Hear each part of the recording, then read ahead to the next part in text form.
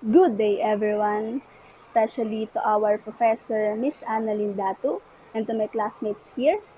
So, before I start to my topic, let me introduce myself first. My name is Renelyn Kinisio, your demo teacher for today. And my topic is all about menu analysis and planning for sales, with two subtopics, which is strategies for menu pricing and traditional pricing. Before we proceed to our topic for today, here's the learning objectives. So, in this lesson, the students will be able to first to know the importance of menu analysis. So, dito natin malalaman yung kahalagahan at bakit nga ba importante na i-analyze sa menu, lalo na kung may balak ng ditong magpatayo ng bar, restaurant, hotel, and other kind of business someday. So next, to determine the benefits of performing the menu analysis. Third one, to learn the strategies for menu pricing. So in this lesson, will help us to have a deeper knowledge about the different strategies in terms of pricing the menu. And lastly, to understand the methods of traditional pricing. Introduction. So every business and restaurant needs a well-planned menu. And through the menu, the customers are kept informed of what kind of dishes are available in the restaurant and the price per dish. The menu also allows restaurant operators to promote certain dishes in high visibility position so that you should put the time and effort to analyzing the way your menu function and performs. Dahil dito nakasalalay yung overall success and sales of your restaurant. Next, what is menu analysis? So menu analysis is focuses on understanding how your restaurant is functioning in terms of pricing and performance. So from the word itself, analysis. In cost control, so dito natin ina-analyze yung menu natin in terms of calculating it. So dito natin nalalaman kung ano yung tutubuin natin sa bawat dish and menu item natin. So as the result, we inform you on how you should move forward to improve the overall success of your business. Proceed to the importance of menu analysis. Menu analysis, it can help you to understand which specific items are contributing to your profit. When you understand the profitability of each item, you can develop better pricing strategies to better engineer your menu. It is important to know which items are making you money. Second one, most restaurant owners have goals in mind that they want to achieve, whether they pertain to profits, branding and design, customer retention, or any other idea. Conducting a true menu analysis is essential to creating a strategy for improving your restaurant sales and success. Next, analyzing your menu will also give you insights about where you can make improvements and how you can work towards a more effective design. If certain aspects of your menu look outdated or disorganized, your customers are likely to spend less. Modern menu design can make your restaurants seem more classy and stylish, subconsciously convincing guests to spend more. Next is adapting menu offerings. So when it comes to how much your customers spend looking at your menu, you only have a short span of your undivided attention. With this, it is easy to see why your offerings and menu organization is so important. And lastly, menu descriptions and pricing placement. Menu item descriptions and pricing styles both play a significant role in the customer's decision, whether or not they actively know this is the case. With the menu item descriptions and pricing styles alone, you can create the entire mode for your restaurant, as long as it plays off of your established branding. And lastly is the menu aesthetics. So from the content itself to the overall feel of the menu, creating the right aesthetics is essential to draw the customer's attention. So isa sa mga mahalaga sa menu natin, yung mismong design at organize para mas attractive siyang tignan or para maengganyo o umorder yung mga guests natin. So kung organized or magulo yung layout ng menu natin, so sino nga bang gugusto yung umorder, di ba?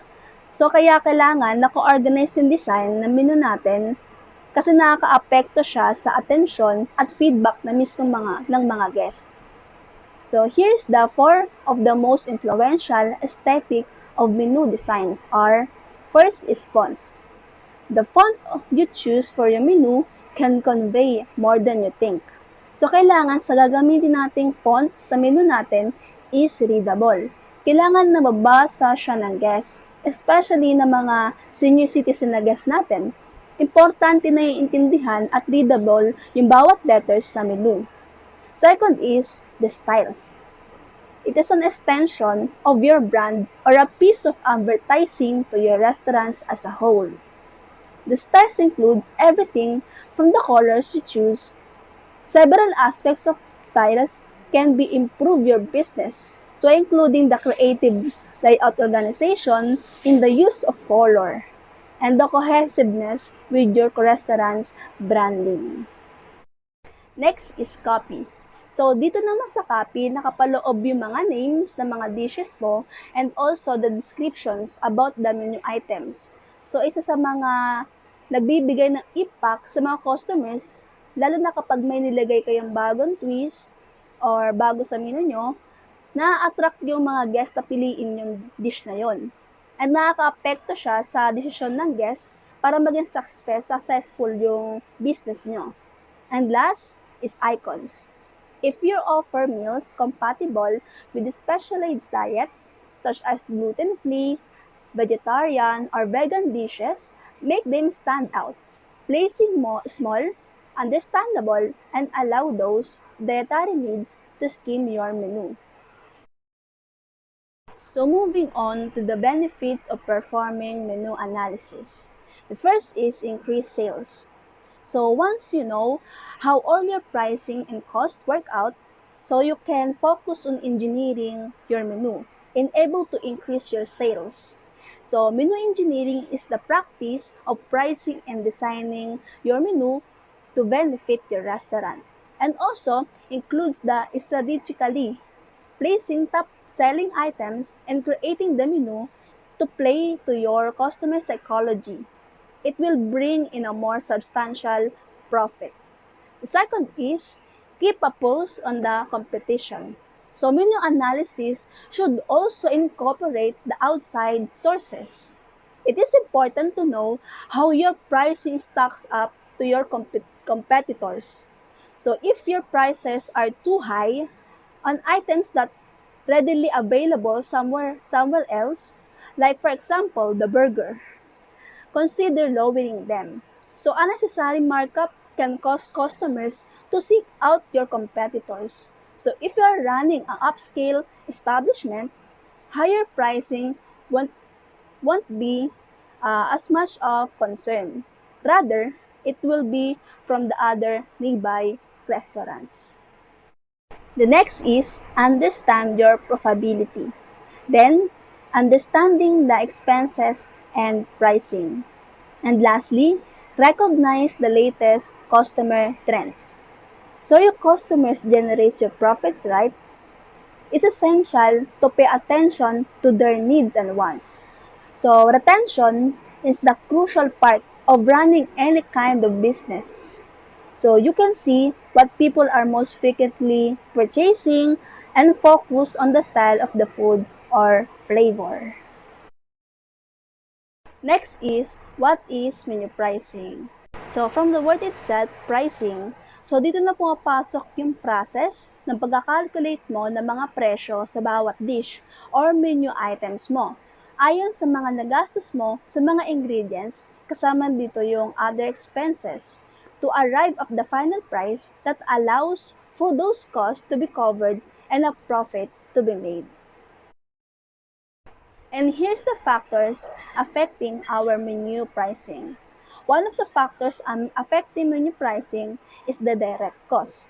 So when we say direct cost, ito yung mga nagagastos natin sa mga dish na pine-prepare natin. Like for example, ito yung raw materials, ingredients, and food products at iba pa. And for the restaurant, there are three branches of direct costs. These are: first is the cost of which our ingredients are brought. Your direct costs do not include the cost of transporting the raw materials or the cost of labor to procure the raw materials. It is strictly the price of the raw material which flows your restaurant inventory only. Next is cost related to portion sizes. The variance which occurs while portioning your food and managing your yield is to be added to the direct cost of your raw materials. And lastly, cost related of food waste. So, isa sa mga nakaka-apekto sa menu pricing ay yung mga nasasayang na pagkain. So, you must account for the cost of wasted food as a direct cost. So, as it still forms a part of your inventory and has a direct impact to your inventory levels. The next factor that can affect the menu pricing is the indirect cost. So these are the costs which you encounter to prepare a dish, excluding the cost of raw material. So kung yung kanina sa indirect cost is about sa mga nagagastos natin sa mga raw materials, sa indirect cost naman po ay ito yung mga cost of adding value and quality to your food and dining experience at your restaurant. Like for example, ito yung tableware, cutlery, the ambience, lighting, water supply, and etc. The next is overhead expenses. So these are expenses you encounter in running your business or restaurants. So this kind of factor are different from indirect costs because those overhead expenses are expenditures that directly impact to your restaurant. Like, perfect example for this is the renovation cost of the restaurant and the marketing budget of your restaurant. The next factor that can affect the menu pricing is the seasonal cost. So these are the costs na kung saan nagbabago according to the season. So they are accumulated within the direct cost, indirect cost, and overhead expenses while calculating your menu or food cost. But it doesn't mean that you must not pay attention to the fact that some of your costs will face a seasonal ups and downs. So next is the service cost. So can you have a direct impact on your restaurant menu prices and can raise or lowering them. If you run the fast casual or self-service restaurant in the US, your service costs will be much lower what they are would have been to a fine dining restaurant. And the last is the competitor pricing. So the price that your competitors are charging for the same dish has a significant impact on your menu pricing strategy. So you cannot charge more than your competitors. So unless you are giving exceptional value for the extra charge. So move forward to the strategies for menu pricing. The first is price your menu according to the type of restaurant. So one of the most important restaurant menu pricing strategies before you decide the price of any dish on our restaurant menu, you must keep on restaurant format in mind. The amount you charge will include the cost of the raw materials, cost of labors, cost of restaurant decor, regular maintenance costs, and the other such expenses. Ideally, the menu price must be sum of your food cost, overhead cost, labor cost, or the projected profit for that item. So next is revamp the dishes according with the special ingredient. So the best way to optimize a restaurant menu is to play with different variations of the same dish. Add dishes that use low price basic ingredients except one or two exquisite ingredients to enhance the richness of the flavor and the aroma. Next is use the relative pricing. So relative pricing, restaurant menu pricing strategies to get your customers to buy more. So when you place your high profit items next to the expensive dishes, your customers are likely to order the cheaper yet the high profit item. The next is decide the right price for the right quantity. So there has always been a struggle in setting the price tag, right? So many restaurants make a mistake of either charging too much or too less for their menu items, while charging too much will drive the customers away from them, and charging too little will diminish the margin of profits. So first is charging more for the large quantity. So charging more for larger quantity may not work well. So especially to the new customers who are not aware to the exact quantity served. Next is charging less for less quantity. Many restaurants charge less for less quantity to stay ahead of the competition and encourage customers to order more, but less quantity would be put off. And last, charging more for less quantity. A lot of restaurants tend to charge more for less quantity. This pricing strategy can dishearten customer since they are getting less food compared of what they paid. So eventually, they might not return to your eatery. So the last is use complementary item pricing. So complementary pricing is a good pricing strategy to increase the sale or the relative food items. Like for example, a customer is ordering a burger with probably one price to go along with it. So commonly, yung mga restaurants na nag-offer ng gantong strategy sa menu pricing nila is yung mga fast food chains. Like for example, nito ay Jollibee, McDonald's, KFC, and many more. So there are two ways to do this. So first is they create combo o set meals.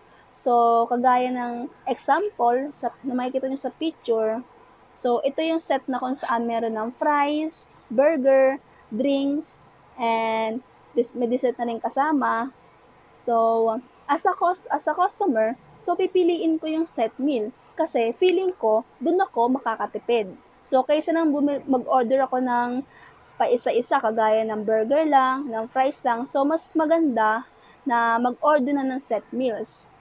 So, the second is offer small discounts on complementary items. It's like for example ito ay yung adds-on and side dishes. The next is what is additional pricing?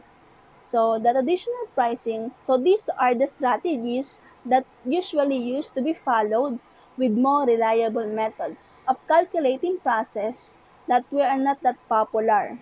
So the competition was less and the target audience was not that diverse. So move forward to the methods in traditional pricing. First is intuition. So these kind of methods are setting prices that usually based on feelings. So it involves picking a price through guessing what price customers will pay for the menu item. So next is competitive pricing. So this simple method of pricing bases on what competitors in your market area are charging. So in many instances, restaurant price is slightly below the competition to capture the greater market share. So next is follow the leader pricing. So from the title itself, follow the leader. So this kind of method implies that there is a leader or a dominant operation whose pricing structure and changes are followed by the others in the market. So the follow the leader method makes the same assumptions as competitive pricing and has the same deficiencies. And the last one is a psychological pricing. So this kind of method is based on customers' perceived value. So that's all. Thank you for listening and stay safe.